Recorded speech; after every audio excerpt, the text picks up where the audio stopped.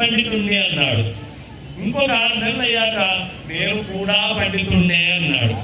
అబ్బాయి నేను కూడా అహమపి పండిత, నేను ఇప్పుడు చెప్తా అన్నాడు. కాదయ్యా, నువ్వు ఇంకొక 6 నెలలు ఆగి నాకు చెప్తూ గారు అని కొత్త భాగవత వ్యాఖ్యానాలు ఇచ్చాడు.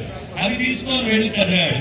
చదివిన తర్వాత ఆయన తిరిగి మళ్ళీ వచ్చి అహం అపండిత, నేను పండితుణ్ణి కాదు అని భాగవతాలు ఈ 24 నెలలు చదివాక నాకు అర్థమైంది, నేను నీకు భాగవతం చెప్పను అన్నాడు.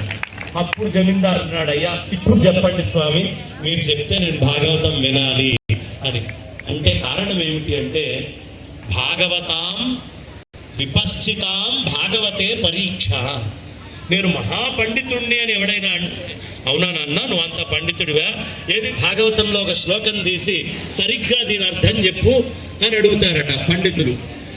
భాగవతంలో ఒక్క శ్లోకానికి సక్రమంగా అర్థం చెప్పగలిగితే వాడు మహాపండితుడు, అంత గొప్పగా ఉంటుంది భాగవతం. అది కృష్ణ తత్వం, దాని గొప్పతనం. అది కృష్ణుడు అంతబట్టాడు. కారణం యతో వాచో నివర్తంతే అప్రాప్య మనసా సహా. ఎక్కడ నీ వాక్కులు మనస్సు అన్ని ఆగిపోతాయో, ఎప్పుడు అవి స్టాటిక్ గా ఉండిపోతాయో, ఆ తర్వాత ఉండేటటువంటి వాడు కృష్ణయ్య. కాబట్టి కృష్ణయ్యని పట్టుకోవడానికి నీలో ఉండేటటువంటి తెలివితేటలు సరిపో.